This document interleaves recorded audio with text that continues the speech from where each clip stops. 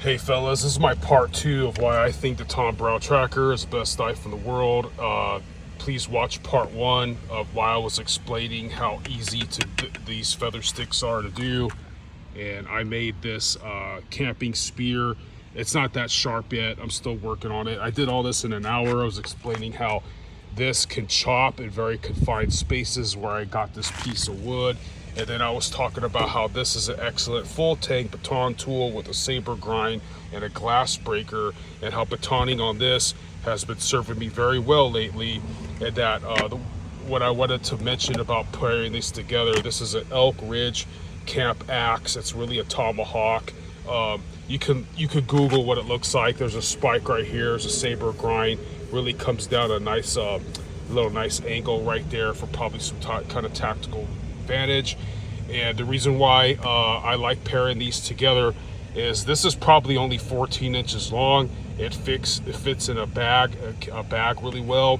This is also very ergonomically compact. Please watch my part 1 where I explain how I'm very new to bushcraft and this has been serving me extremely well, and to the point that I think I'm gonna buy another one just to beat the living crap out of this and save the other one, even though this could probably take all the abuse.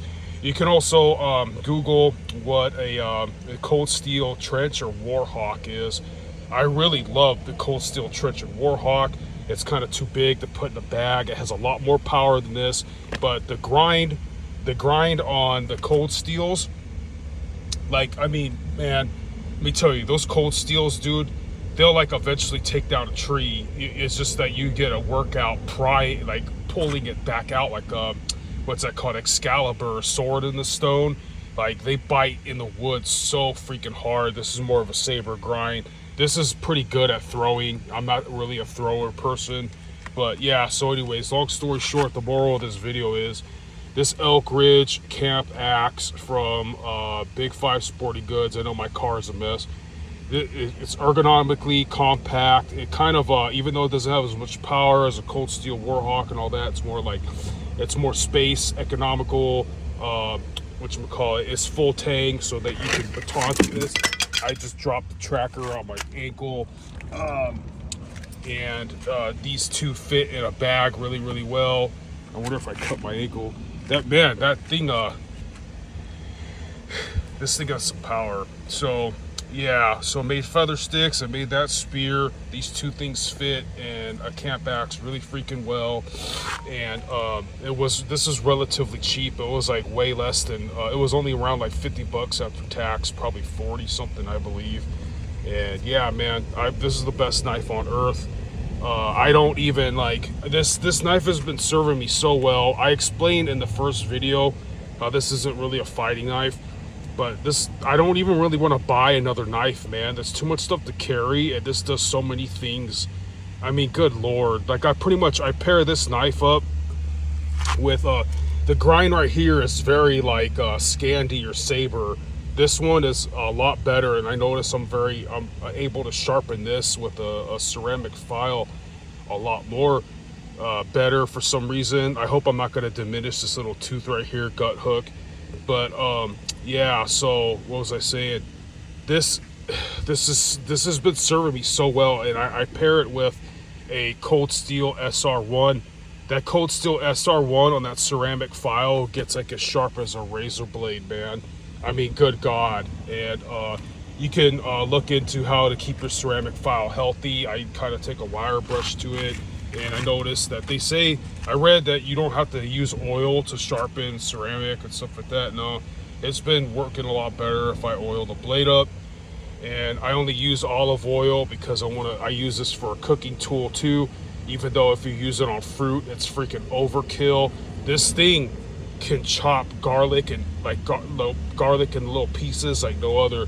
This thing it cracked. My cutting board was already cracked, and now the cutting board is like the San Andreas fault, and that makes me like this even more. This basically broke my cutting board, and I'm happy about that. And I wasn't even being abusive with it. This thing's a tiny monster, man.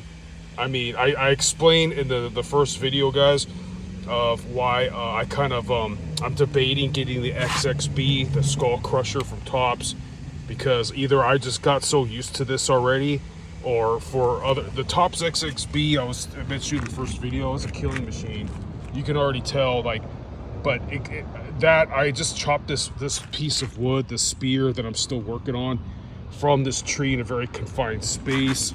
I made the best feather sticks in the world. I did this all like in about an hour or less. And but one thing I'll tell you that EJ Snyder has, his knife has over this, EJ Snyder's knife will make you feel extremely safe, guys. Where I'm at is a very dangerous area, and there was a random shooting. This is San Jacinto. Someone was shooting in the street just days ago. This is like mid-June of 2024, and anyways, it's a pretty dangerous place. And walking around with all the crackheads and people with AIDS needles or some shit, I would kind of rather have the EJ Snyder one. But I was explaining the first video that how this, in my opinion, the EJ Snyder one, I probably suck at manhood, because I don't think I would have made the same feather sticks as I would have with this. This is just some random damp piece of wood that I somehow made incredible feather sticks out of, being a freaking novice as hell. And this thing was really worth the money. And I'm debating beating the crap out of this one and just buying another one for the zombie apocalypse, even though this one could probably take anything you throw at it. Good God. Anyways, guys, God bless America, and I hope my rambling helped you out, and you guys rock.